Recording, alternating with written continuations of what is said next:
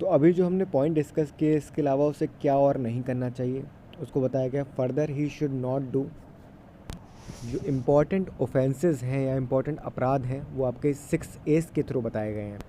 पहला ए है association with unqualified person, दूसरा ए है अबॉर्शन, थर्ड ए है एडल्ट्री, फोर्थ ए है addiction, fifth alcohol, sixth advertise. इसमें फर्स्ट पॉइंट है एसोसिएशन विथ अनक्वालिफाइड पर्सन्स, जहाँ पर एक ऐसा पर्सन जिसके पास कोई मेडिकल क्वालिफिकेशन नहीं है कि वो किसी एक ऐसे ऑपरेशन को जहाँ पर एक प्रोफेशनल स्किल की ज़रूरत पड़ती है उस ऑपरेशन को वो अटेंड करे, ट्रीट करे या परफॉर्म करे उस ऑपरेशन को।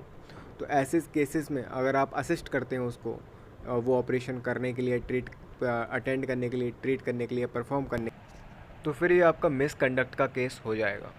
सेकंड है क्रिमिनल अबॉर्शन, जहाँ पर एक इलीगल अबॉर्शन को आप परफॉर्म करते हैं, इलीगल ऑपरेशन परफॉर्म करते हैं आप। यहाँ पर कोई मेडिकल, सर्जिकल या साइकोलॉजिकल रीज़न नहीं था, ज़रूरत नहीं थी कि आपको ये अबॉर्शन करना पड़े, लेकिन फिर भी आपने एक अबॉर्शन किया, तो फिर ये आपका मिसकंडक्ट का केस हो जाएगा।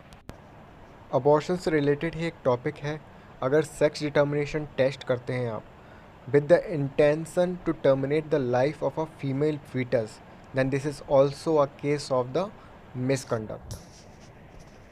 Third A है adultery.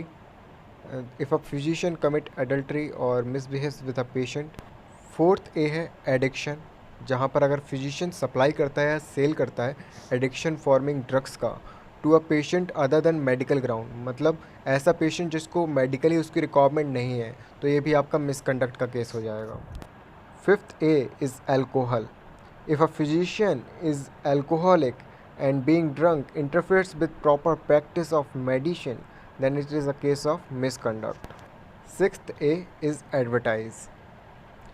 तो अगर आपका कोई फिजिशियन है, कोई डॉक्टर है जो कि एक नॉर्मल साइज़ से ज़्यादा का साइन बोर्ड का यूज़ करता है और वहाँ पर अपने नाम, qualification, title, name, registration number के अलावा कुछ मेंशन करता है, तो फिर ये आपका मिसकंडक्ट का केस हो जाएगा।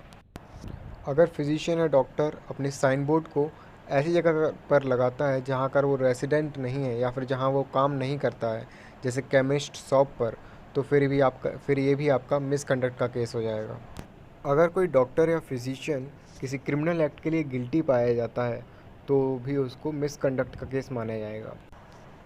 नेक्स्ट है, अगर आपका फिजिशियन या डॉक्टर जो ड्रग और कॉस्मेटिक एक्ट है अगर उसको वायलेट कर रहा है, मतलब अगर वो सेल कर रहा है आपके H और L शेड्यूल ड्रग्स को या पॉइज़न को या फिर आपके स्टेरॉइड्स या साइकोट्रोपिक ड्रग्स को, किनको सेल कर रहा है? पब्लिक को, पेशेंट्स को नहीं, पब्लिक को कर रहा है जिनको ज़रूरत नहीं है, तो ऐसे केसेस में भी आपको मिसकंडक्ट का केस कहा जाएगा। अ डॉक्टर और physician should not disclose professional secrets of a patient. If we do so, it is a case of misconduct. अगर कोई फिजिशियन या डॉक्टर किसी पेशेंट की रिपोर्ट को पब्लिश करता है या उसकी फ़ोटोग्राफ को पब्लिश करता है, कहाँ?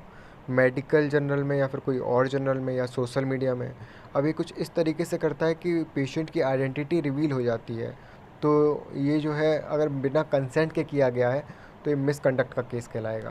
अगर कोई डॉक्टर दलाल का यूज़ कर रहा है पेशेंट्स को अट्रैक्ट करने के लिए, जिसे टाउट्स कहते हैं, तो ये भी मिसकंडक्ट का केस होगा।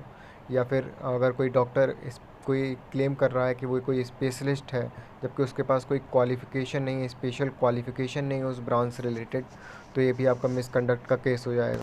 अगर कोई डॉक्टर परफॉर्म कर रहा है इन विट्रो फर्टिलाइजेशन या आर्टिफिशियल इंसेमिनेशन, तो उसको कंसेंट लेना होगा फीमेल का, स्पाउस का उसके और डोनर का। अगर वो ऐसा नहीं करता है तो फिर ये आपका केस हो जाएगा मिसकंडक्ट का।